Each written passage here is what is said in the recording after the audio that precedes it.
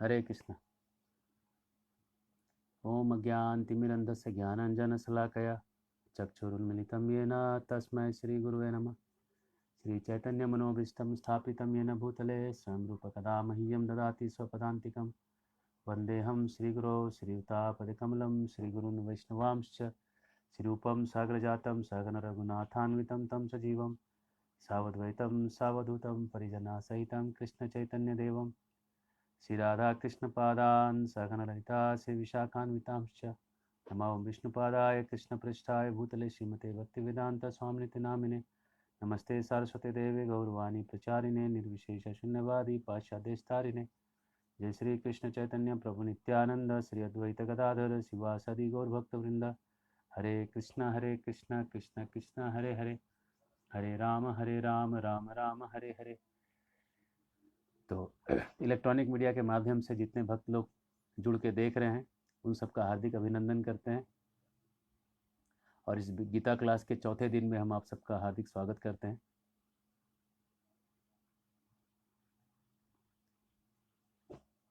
भक्त लोगों के लिए सबसे बड़ा समस्या ये है कि गीता को सिस्टमेटिक समझे तो कैसे समझे। गीता को समझना जो है आसान भी है और कठिन भी है। हरे कृष्ण। आसान और कठिन कैसे हो जाता है? देखिए, ऐसा है कि अगर गीता को आत्मसात करना है तो उसमें कुछ मूलभूत चीज़ें चाहिए आदमी। पुरानी बात है, करीब 1000 साल पहले रामानुजाचार्य जो थे दक्षिण भारत में श्री वैष्णव संत थे, उनका एक शिष्य था दासरथी। दासरथी जो थे बहुत बड़े विद्वान थे, बहुत बड़े प्रकांड विद्वान थे। दासरथी ने सोचा कि जाके गुरुजी से ये सवाल पूछे, गीता के तत्व को कैसे हम समझ सकते।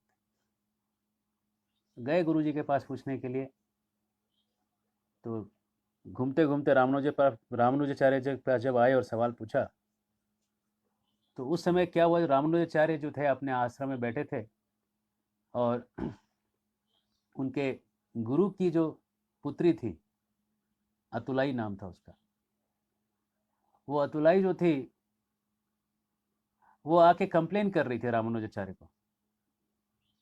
क्या कंप्लेन कर रही थी गुरु को? कि उनका जो विवाह हुआ अतुलाई का, जहाँ पे ससुराल था, वहाँ पानी की बड़ी किल्लत थी, बारिश बड़ा कम होता था और पानी की जो किल्लत थी तो उसको 2 किलोमीटर दूर से पानी लेके घड़े में भर के लाना पड़ता था और उसको खाना खुद बनाना पड़ता था। बड़ा परिवार था, जॉइंट फैमिली, संयुक्त परिवार, और उसने बड़े परिवार का खाना बनाती थी, पानी ढो ढो के लाती थी, सब्जी काटती थी, आटा का गूंथती थी, चावल बनाती थी, चटनी बनाती थी, मसाला पीसना, पहले के ज़माने में बड़ा पत्थर होता था ऐसा गोल, और उसको घुमा घुमा के बड़े मेहनत से मसाला पीसा जाता था। लेकिन जब ऐसे से घुमाते थे तो सारे जॉइंट्स जो है घूम जाया करते थे। आज कुछ घुमाते नहीं हैं तो डॉक्टर के पास जाते हैं, डॉक्टर बोलता है ऐसा करिए, एक साइकिल पे बैठ जाइए और खूब चलाइए साइकिल। आप बोलेंगे साइकिल कहाँ जाएगी? डॉक्टर बोलेगा कहीं नहीं जाएगी, यहीं बैठे बैठे चलाते रहिए। और बोलेगा यहाँ पे आप दौड़िए, तो बोलेगा कहाँ पहुँचेंगे? बोले आप कहीं नहीं पहुँचिएगा, यहीं दौड़ते रहिएगा, बस मशीन तो नीचे से घूमते रहेगी। इस तरह से डॉक्टर बोलेगा अब आप ऐसा ऐसा करिए, आपने पानी खींचा नहीं है तो ऐसा ऐसा करिए, ऐसा ऐसा करिए, फिर ऐसा ऐसा करिए। पहले के ज़माने में जाता होता था आटा पीसने के लिए, और ऐसा ऐसा जो एक्सरसाइज है वो सब उसी में हो जाता था। और सुनिए, जब गेहूं को फ्रेश पीसते हैं, चना को फ्रेश पीसते हैं, कोई भी आप धान्य को, बीजों को फ्रेश पीस के जो आप रोटी बनाते हैं, उसमें जो स्वाद होता है, वाह वाह, क्या कहना स्वाद का। लेकिन अगर आपने बासी पीसा हुआ खाया, टेस्ट ही चला जाएगा। इसलिए सबसे पहले अगर किसी को भोग भी करना है संसार में, तो शरीर बलिष्ठ और हिष्ट पुष्ट होना चाहिए। और शरीर को हिष्ट पुष्ट करने के लिए ताजा सब्जी खाना चाहिए। ताजी सब्जियों का मतलब है जो सुबह तोड़ के आप उसी दिन खाते हैं, उसको कहते हैं ताजी सब्जियां।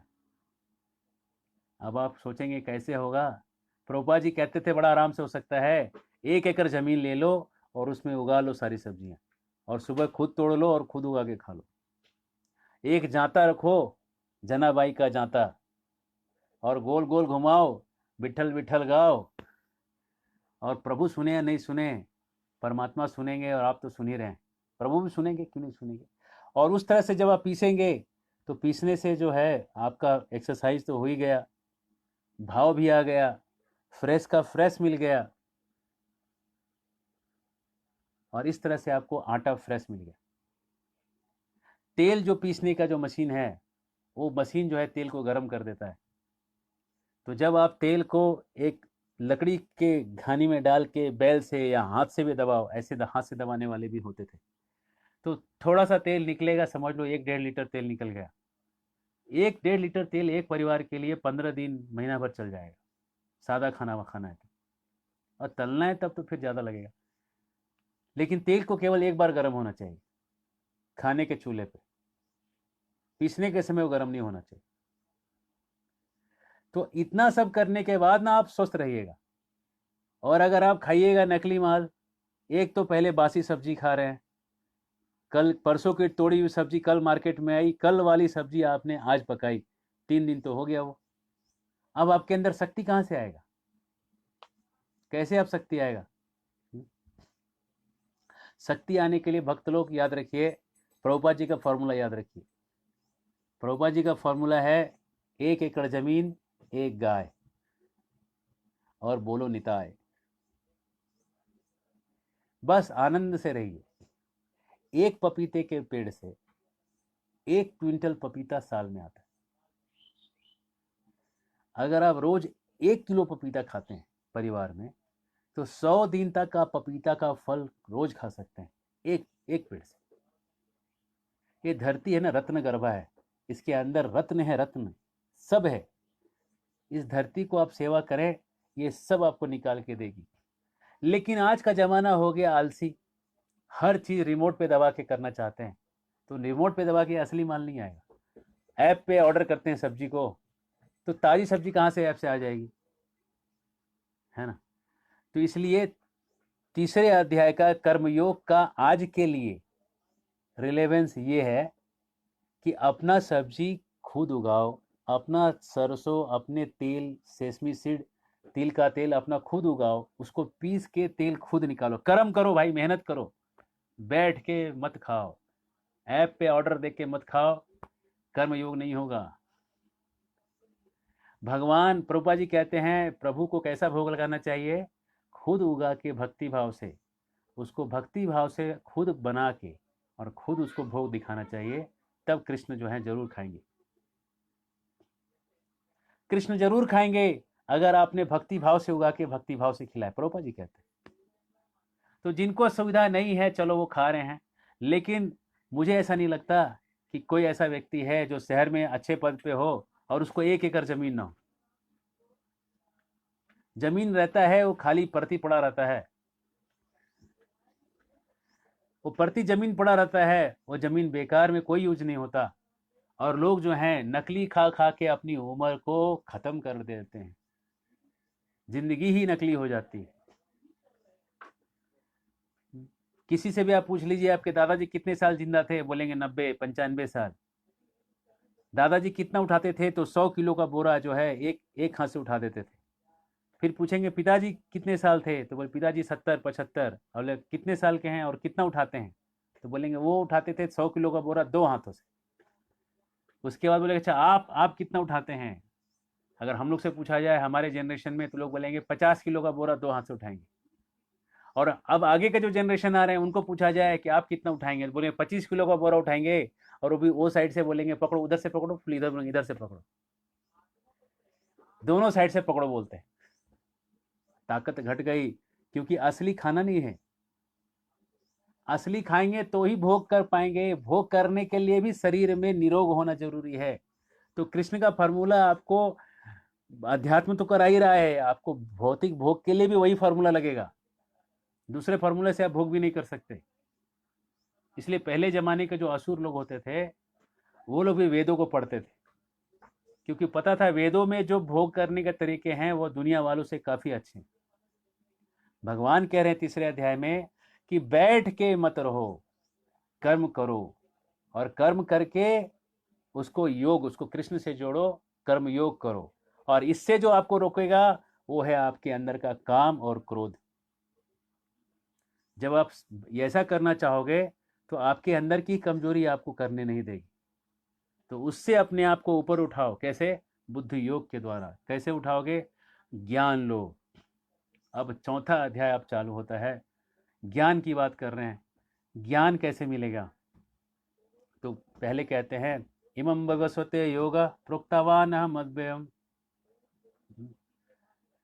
तो कहते हैं कि ये सबसे पहले जो ज्ञान था, ये जो गीता का जो ज्ञान था, ये गीता का ज्ञान सबसे पहले दिया गया विवस्वान को। इमं विवस्वते योगम प्रोक्तवान अहम अद्वयम विवस्वान मनवे प्राह मनु इक्ष्वाकुर इदम ब्रवीत। सबसे पहले उन्होंने विवस्वान सूर्यदेव को दिया।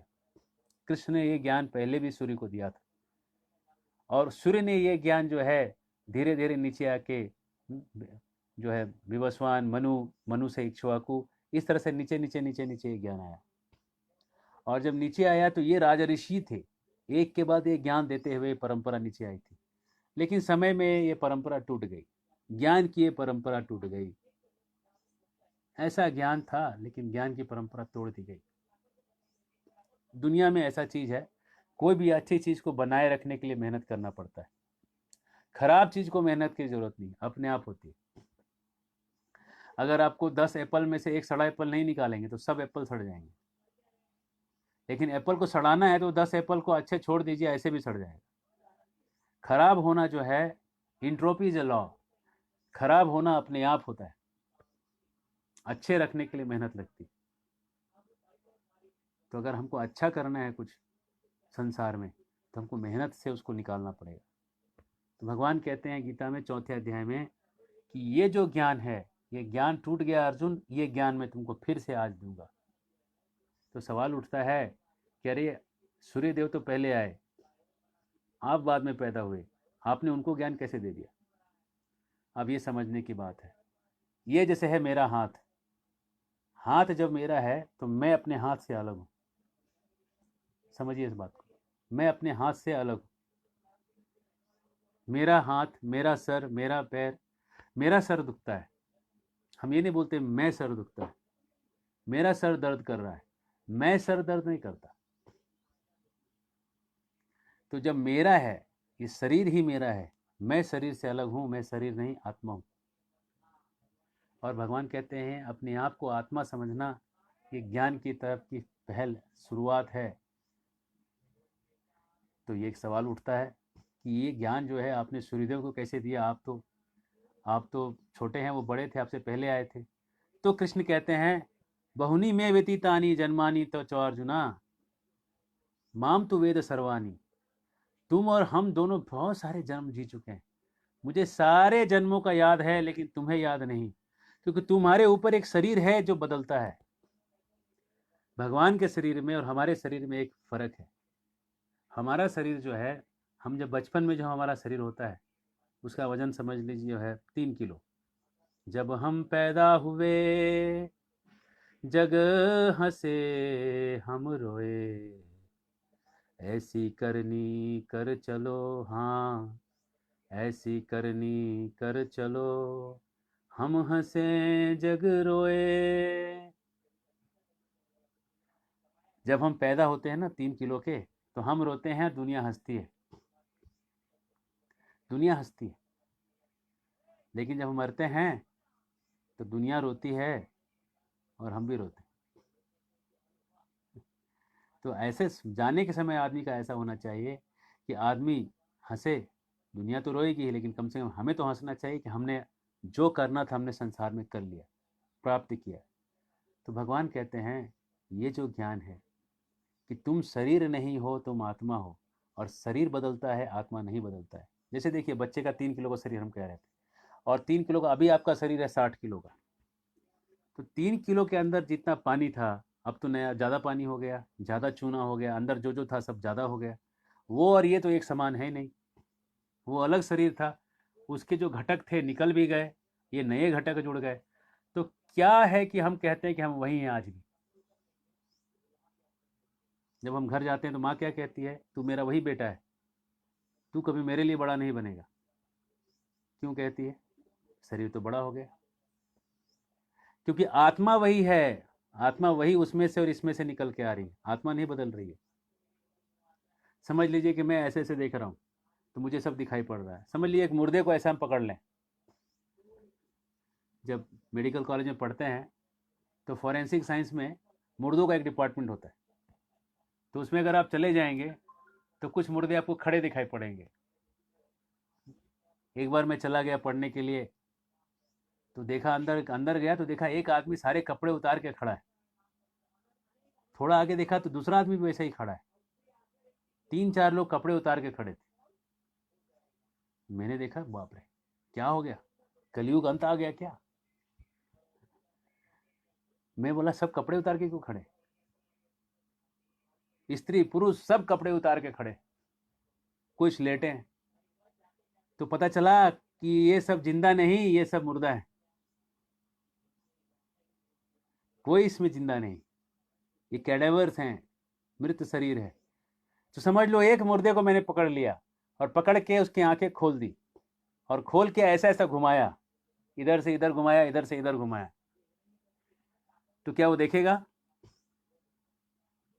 मुर्दा नहीं देखेगा, मुर्दा नहीं देखेगा, जिंदा देखेगा। आंखें हैं उसमें मुर्दे में, वो नहीं देखेगा, जिंदा व्यक्ति देखेगा, क्योंकि उसके अंदर आत्मा है, जिसके जो आत्मा है इन आंखों से देखती है। तो ज्ञान की बात यह है कि हम शरीर बदलते हैं, भगवान का शरीर नहीं बदलता। ज्ञान की बात है कि पहले भगवान को पहचानो तो अपने आप को पहचान लोगे। जैसे हम आईने में कभी कभी अपने आप को देखते हैं, अगर आपने आईने में व्यक्ति को सुंदर बनाना है, अगर आप आईने के व्यक्ति को सुंदर बनाना चाहते हैं तो आपको क्या करना पड़ेगा?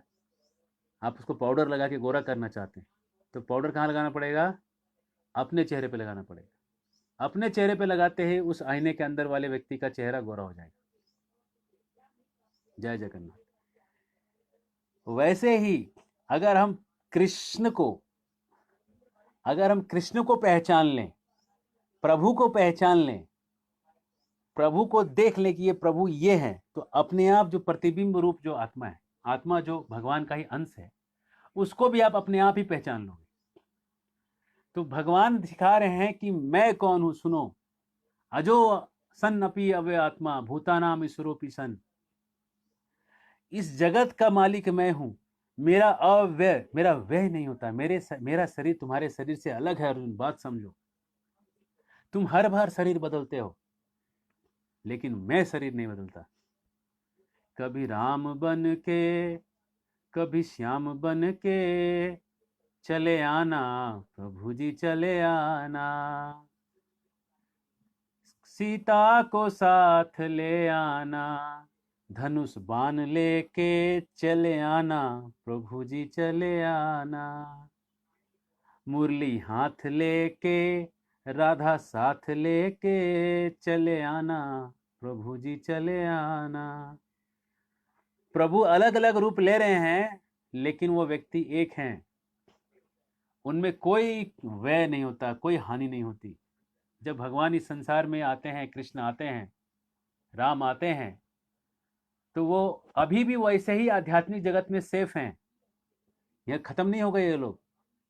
एक बार एक व्यक्ति ने सवाल किया, ये राम और कृष्ण हैं अभी सुरक्षित कि नहीं है? मैं लेना है सुरक्षित हैं, आज भी सुरक्षित हैं, चिंता मत करिए। आपकी जानकारी के लिए हम बता दें कि राम और कृष्ण सुरक्षित हैं। तो राम और कृष्ण भगवान के जो भी रूप हैं, वो उनका नाश नहीं होता। इसका मतलब आत्मा का भी नाश नहीं होता। जिस तरह भगवान का नाश नहीं हो सकता, आत्मा का भी नाश नहीं हो सकता। भगवान के शरीर से दिव्य ज्योति निकलती है, आत्मा के शरीर से भी दिव्य ज्योति निकलती है। भगवान जिस तरह हमेशा प्रसन्न रहते हैं, आत्मा का स्वभाव हमेशा प्रसन्न रहने का है। भगवान ज्ञान से परिपूर्ण है, आत्मा भी सत चित आनंद, चित मतलब ज्ञान से परिपूर्ण होता है। जो गुण भगवान में हैं, अनंत रूप में जो हैं, वो आत्मा में भी उसके अनुसार से पूर्ण रूप से वो ज्ञान है। ज्ञान की कमी आत्मा में भी नहीं। लेकिन समस्या क्या हो गई? समस्या हो गई कि आत्मा आ गया इस संसार में, और संसार में आते ही इसके ऊपर ये शरीर का कवर लग गया। शरीर रूपी चादर उसने ओढ़ ली। अष्ट कमल का चरखा बनाया, 9-10 मास बुनन को लागे। मूरख मैंने लीनी चदरिया, झीनी रे झीनी। राम नाम की बिनी चदरिया, झीनी रे झीनी। ये जो शरीर रूपी चादर है, ये 9-10 महीने लगते हैं माँ के गर्भ में बनने में, और हम उस चादर को लेके संसार में घूमते हैं। और इस चादर के अंदर और एक चादर है, मन बुद्धि अहंकार का चादर। और उस चादर के अंदर में आदमी असली में आत्मा है। इतना ढक्कन लगा दीजिएगा तो लाइट कहां से बाहर आएगा? अज्ञान के परत के ऊपर के परत इतने लड़क चढ़ चुके हैं कि आत्मा को अपना रूप नहीं दिखाई पड़ रहा है। और भगवान इसी ज्ञान को गीता में दिखा रहे हैं कि तुम कौन हो और हम कौन हैं। भगवान अपने रूप को प्रकाशित कर रहे हैं। भगवान कहते हैं, ये यथा माम प्रपद्यन्ते ताम तथैव भजाम्यहम्, मम वर्तमान वर्तन्ते मनुष्य पार्थ सर्वसा। सब मेरे रास्ते में ही चल रहे हैं। जितने भी लोग देख रहे हो दुनिया में, सब मेरे रास्ते में चल रहे हैं। कैसे चल रहे हैं भाई? हर आदमी मजे की खोज में है, और मजे का ही दूसरा नाम कृष्ण है। कृष्ण को आनंद कहते हैं, आनंद घन रूप। हर व्यक्ति उस आनंद की खोज में है, और आनंद की खोज में रहने के कारण हर व्यक्ति कृष्ण को खोज रहा है। लेकिन कोई कृष्ण को सीधा पा रहा है, कोई कृष्ण को सीधा नहीं पा के कुछ और पा रहा है। जैसे कोई शराबी है, तो शराब क्यों पी रहा है? शराब को पीते समय एक किक बैठ रहा है, एक झटका लग रहा है, एक आनंद आ रहा है। वो जो आनंद उसको जो आ रहा है शराब पीने में, वो कृष्ण की खोज का पहचान है। प्रभुपाद जी कहते हैं, अगर वो शराब पीते समय ये सोचे कि ये आनंद इसलिए आ रहा है कि इसमें प्रभु कहीं ना कहीं है, और उसको कृष्ण कृष्ण याद करते रहे, तो शराब उसका छूट जाएगा। अगर समझ लो पानी में प्यास बुझाने की शक्ति हट जाए, तो आप क्या कर लेंगे? पानी में प्यास बुझाने की शक्ति है, इसलिए आप पानी पीते हैं। वो प्यास बुझाने की जो शक्ति है पानी में, वो कृष्ण है। तो ये ज्ञान जो है, ज्ञान देते हुए भगवान आगे बढ़ रहे हैं और कह रहे हैं,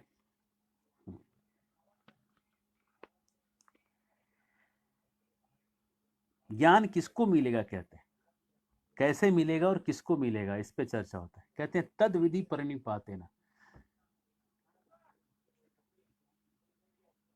हाँ, प्रश्न पे आ रहे हैं, ज्ञान कैसे मिलेगा? बस चर्चा खत्म करके प्रश्न पे आते हैं। कहते हैं ज्ञान किस पे कैसे मिलेगा? कहते हैं नम्र बनो, गुरु के पास जाओ। जब नम्र होके पूछोगे ना, पता नहीं कैसे ज्ञान आएगा। नम्रता ही ज्ञान की जननी। जब हम जो नम्र रहेगा उसको ज्ञान मिलेगा। जैसे कोई बोल देगा मुझे तो सब पता है, उसको कोई नहीं बताएगा। लेकिन अगर आप ये कहते हैं कि मुझे कुछ पता नहीं है, मैं अज्ञानी हूं, तो 10 लोग आपको बताने आ जाएंगे, है ना? 10 लोग आपको बताने के लिए आ जाएंगे। और कह रहे भगवान, नहीं ज्ञान न सदृशम पवित्रम यह विद्यते। ज्ञान के जैसा पवित्र चीज और कुछ नहीं है। ज्ञान मतलब 2 चीज, भगवान के रूप के बारे में जानिए, अपने रूप के बारे में जानिए। भगवान का नाश नहीं होता। भगवान ज्ञान के भंडार हैं, भगवान आनंद के स्रोत हैं। आप भी ज्ञान के भंडार हैं। हाँ, मजे की बात है, आप भी भगवान के जैसे ही, आपका भी नाश नहीं होता, और आप भी आनंद के स्रोत हैं। सत चित आनंद आत्मा का स्वरूप है, जैसे भगवान जैसे आप। ये ज्ञान है। तो कहते हैं जो श्रद्धावान होगा उसको ये ज्ञान मिलेगा।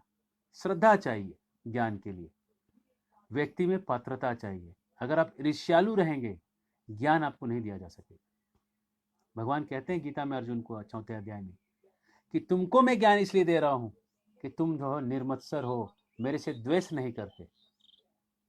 अगर कोई व्यक्ति साधु के पास आए और आके उसको चूटी काटे, उसको मजा ले, बताइए तो जरा, हमको तो लगता है भगवान भगवान नहीं होते। तो नम्र भाव नहीं होने के कारण ज्ञान का प्रकाश नहीं हो सकता। और साधु को भी चाहिए ऐसे व्यक्ति को उसके लेवल तक का आंसर दें, उसके हिसाब से आंसर करें, उसको ही प्रश्न पूछ के पहले उसको क्लियर करें कि वो चाहता क्या है जीवन में। तो जब हम ज्ञान लेने जाते हैं तो नम्र होना चाहिए, हृदय में मत्सर ईर्ष्या नहीं होना चाहिए और श्रद्धा होनी चाहिए। और जब ऐसा होगा तो ज्ञान मिलेगा।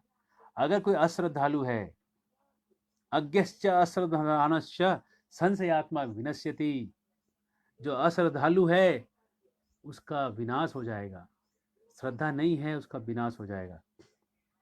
एक छोटा सा उदाहरण देता हूं इस पे। यूनिवर्सिटी ऑफ कोलोराडो में एक एक एक प्रयोग किया गया अमेरिका में, एक चेक किया गया कि कैसे चलती है दुनिया। हैबिट्स, आदमी के अंदर के आदतों को बदलने का उन्होंने प्रयोग किया। तो उन्होंने देखा कि जो शराबी लोग शराब पीते थे, वो जो शराब छोड़ दिए उनको उन्होंने स्टडी किया। तो जो लोग शराब छोड़ दिए थे पीना, उनसे उन्हें सवाल जवाब किए। तो उन्होंने देखा कि जो लोग भी मंदिर जाते थे, चर्च जाते थे, वो लोग उसमें ज्यादा थे, शराब छोड़ने वालों में। फिर उन्होंने देखा कि मंदिर जाने वाले, चर्च जाने वाले भी जो हैं, उसमें से भी कुछ लोग वापस शराब पीने लगते हैं और कुछ लोग नहीं पीते। तो बड़ा आया कि मंदिर जाने वाले भी दो तरह के हैं। तो उन्होंने उन लोगों को चर्चा किया कि भाई आप मंदिर जाते हैं और आपने शराब छोड़ रखी है, वो भी मंदिर जाता है और वो शराब पी लेता है कभी कभी, दोनों में क्या फर्क है। दोनों को उन्होंने स्टडी किया तो पाया कि जो मंदिर जाते थे लेकिन भगवान में श्रद्धा रखते थे, उनका शराब छूटा रहा। लेकिन जो मंदिर जाते थे लेकिन भगवान में श्रद्धा नहीं रखते थे, चर्च तो जाते थे लेकिन श्रद्धा नहीं रखते थे, श्रद्धा के अभाव के कारण जब उनके जीवन में संकट आया तो फिर से उन्होंने शराब पीना चालू कर दिया। देखिए श्रद्धा का कमाल, देखिए श्रद्धा रहने से व्यक्ति कितने बड़े संकट से पार हो सकता है। शराब वराब जैसी चीज को भी श्रद्धा ऊपर ऊपर कर सकती है। श्रद्धा से जब भक्ति मिल सकता है, कृष्ण मिल सकते हैं, तो शराब छूटना तो छोटी सी बात है। तो ये देखिए, ये ध्यान देने वाली बात है कि ये ज्ञान जो है श्रद्धा से प्रकट होता है। और ज्ञान प्रकट होगा तो क्या होगा, कहते हैं तस्माद् ज्ञान संभूतम हितस्थम ज्ञानसिनात्मना छित्वैनम संशयम योगम आत्मतिष्ठो तिष्ठ भारत। कह रहे हैं योगम आतिष्ठो तिष्ठ भारत, कह रहे हैं कि इस ज्ञान के तलवार को लेके जितने भी हृदय की ग्रंथि है काट डालो और उठ के अपने कर्म पे लग जाओ। तुम कौन हो अपने आप को पहचानो, तुम शरीर नहीं हो, तुम आत्मा हो। और आत्मा अगर शरीर को लेके कर्म करे, ये ज्ञान से कि ये जो कर्म हम जो कर रहे हैं प्रभु की सेवा के रूप में कर रहे हैं, अपनी मर्यादाओं के अंदर कर रहे हैं, एक क्षत्रिय अपना मर्यादा राजा का निभा रहा है, तो वो कर्म करते समय वो ज्ञान जो लगेगा तो सीधा का सीधा सब कुछ पाप से रहित और बड़े आनंद मुक्ति को प्रदान करने वाला होगा। तो चौथा अध्याय जो है ज्ञान योग इसलिए कहा गया, हम समराइज करेंगे।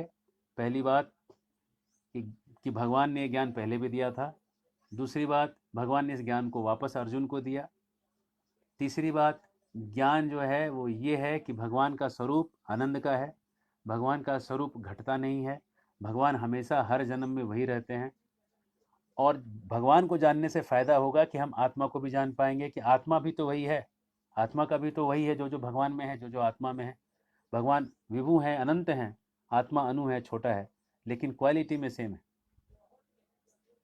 और जब हम इस ज्ञान को जान जाएंगे, हृदय में श्रद्धा जाग जाएगी और हृदय में ईर्ष्या नहीं रहेगी, तो हम उस ज्ञान से अपने अंधकार को काट के, जैसे आप टॉर्च जलाते हो तो अंधकार कैसे कट जाता है प्रकाश, वैसे उसको काट के हम प्रभु के सेवा में अपने अधिकारों के कर्तव्यों में निष्ठ होकर लग जाएंगे। ये है चौथा अध्याय। एक प्रश्न है यहाँ पे कि मन के आनंद में और आत्मा के आनंद में क्या फर्क है, इस प्रश्न को लेंगे यहाँ पे। हाँ, आत्मा के आनंद, मन का आनंद कैसा है देखिए। जैसे कोई कविता लिखता है, अमीरों के खिड़कियों को भी कपड़े हैं, अमीरों के खिड़कियों को भी कपड़े हैं, गरीबों के तन पे भी कपड़ा नहीं। और लोग बोलेंगे वाह वाह वाह वाह वाह वाह, ये कपड़े के ऊपर ही उसने कविता कर दिया, मन एकदम प्रसन्न हो गया।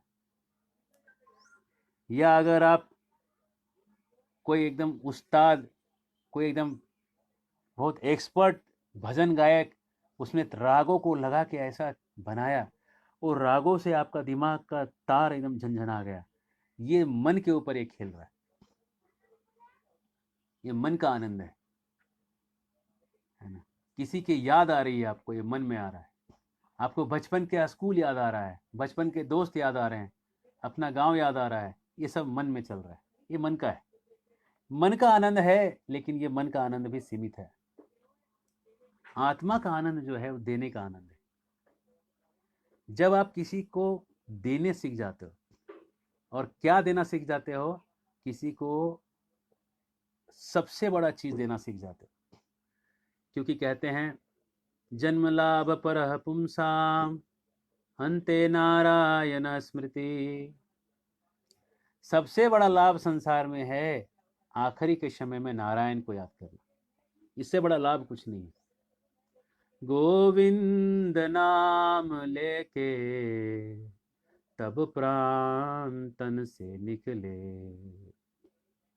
श्री गंगा जी का तट हो, जमुना का वंशीवट हो, गोदावरी निकट हो, जब प्राण तन से निकले। मुंह में राम नाम निकल जाए, कृष्ण नाम निकल जाए और शरीर छूट जाए, इससे बड़ा लाभ कुछ नहीं हो सकता। और इस लाभ को अगर प्राप्त करना है तो उसका एक ही उपाय है, आत्मा का आनंद जो है साधु के संग में आता है। कहते हैं जो सुख होत भगत घर आए, जो भक्तों के घर आने से जो सुख होता है, सो सुख होत नहीं बहु संपत्ति, बहुत संपत्ति से भी वो सुख नहीं। बांझ ही बेटा जाए, बांझ को अगर बेटा हो जाए तो कितना उसको खुशी होगा, कहते हैं, लेकिन वो सुख भी भक्त के घर आने की खुशी के बराबर नहीं। जो सुख होत भगत चरणोदक, पीबत गात लगाए, जब भक्तों के चरणों का जल अगर कोई उठा के पी ले, सो सुख होत सपने हूं नहीं कामी, कामिनी उर लपटाए। कामी व्यक्ति कामिनी को जब गले से लगाता है तो जो उसको सुख मिलता है, उस कल्पना, उसकी वो सुख अगर कल्पना भी कर ले कि ये सुख कितना है, उसको वो अंदाज नहीं लगा सकता। जो सुख होत भगत बचन न सुनी, नयनन नीर बहाए, जो सुख भक्तों के वचनों को सुन के होता है, आंखों से जो आंसू आता है, कृष्ण की लीलाओं को सुन के जो प्रेम की तरंगे जागती है, और तरंगों को जागने से जो आत्म विभोर हो जाता है व्यक्ति, और आत्म विभोर होके जब वो आंसू बहाता है, कहते हैं वो सुख, आत्म विभोर होने का जो सुख है, वो कितना भी आप कुछ कर लीजिए, कहाँ भी जाके कुछ कर लीजिए, लोगों से कितना भी आप संपर्क कर लीजिए, दुनिया की 1000 बातें सुन लीजिए, वो सुख आपको प्राप्त नहीं हो सकता। वो सुख जो है अंत पार नहीं लेखा, गोकुली चा सुखा, गोकुल में रहने वाले लोगों का जो सुख है उसको कोई लिख के बयान नहीं कर सकता, लिख के नहीं दे सकता। और कैसे पता चलेगा कि कोई सुखी है? उसके जीवन में दिखेगा वो सुख, उसके जीवन में सुख दिखेगा, संतुष्टि दिखेगा, चेहरे पे एक तेज दिखेगा, और एक खुशी दिखेगी, बात करने में एक आनंद दिखेगा, और कुछ किसी को कहने की जरूरत नहीं है, लोग समझ लेते हैं। कि सुखी व्यक्ति है। तुकाराम महाराज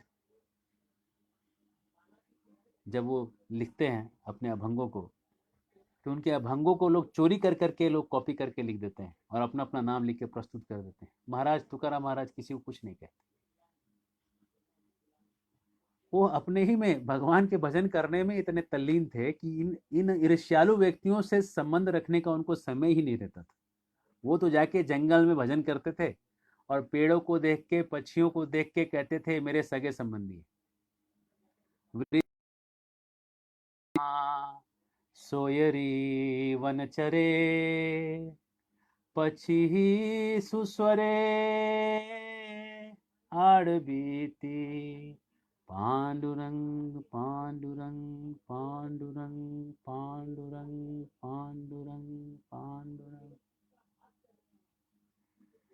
कहते हैं सब चिड़िया पक्षी क्या बोल रहे हैं, हवाएं क्या बोल रही है, पांडुरंग पांडुरंग, भगवान का नाम ले रही है। देखो जैसी दृष्टि वैसी सृष्टि। हमारी दृष्टि में अगर एक ठेला वाला अगर कहीं आलू प्याज बेच रहा है तो उसको चिड़िया की आवाज में आलू प्याज अदरक सुनाई पड़ेगी, है ना। कोई प्रेमी है तो प्रेमिका का नाम सुनाई पड़ेगा, और अगर कोई भक्त है तो चिड़िया की आवाज में उसको लगेगा कि सीताराम बोल रहा है, राधे कृष्ण बोल रहा है, हरि नाम ले रहा है। ढूले ढूले गोरा चांद हरि गुण गाय, आसिया वृंदावने नाचे गोरा राय। गौर बोले हरि हरि, सारी बोले हरि हरि। जब चैतन्य महाप्रभु हरि हरि बोलते हैं तो सुख और सारी, तोता और मैना साथ में जो आवाज करते हैं हरि हरि, वो भी बोलते हैं। तोते को आप ट्रेन कर सकते हैं हरि हरि बोलने की। तोता ही एक जानवर है जो कि आदमी की आवाज निकाल सकता है। तो ये है आत्मा का आनंद। इस आनंद के सामने मन का आनंद एकदम फीका है, एकदम फीका। इसका प्रमाण मैं दे देता हूं, आखिरी चीज बोलता हूं बस। जब तुकाराम महाराज से कुछ ईर्ष्यालु लोग ईर्ष्या करने लगे और एक वेश्या को उनके पास भेज दी। वेश्या गई और वेश्या को पता था ये भक्त है तो फिल्मी गाने गाने से आकर्षित नहीं होगा, इसको भजन सुना के आकर्षित करना होगा। तो विठल का बड़ा तीव्र करुणा और करुणा राग में विठल का जो उसने भजन गाना चालू किया, इतना करुणाजनक विलाप करने लगी कि तुकाराम महाराज भाव में चले गए। और भाव में जाके जब वो एकदम आगे बोले कि आप कितना सुंदर गला है आपका, तो वो लड़की बोलती है मैं आपको पसंद आई। तो बोलता है आपको कौन पसंद नहीं करेगा, आप तो साक्षात रखुमाई, साक्षात रुक्मिणी माँ के समान है। और सीधा दंडवत मार के पैर पे गिर जाता। तो उनकी पत्नी आ जाती है तुकाराम की और उस औरत को पहचानती है, उसको धक्के मार के घर से निकालती है और पति को डांटती है, कहती है ये एक वेश्या है, इसके हाथ आप क्यों लग रहे हैं। तो तुकाराम महाराज ऐसे देखते आश्चर्य से,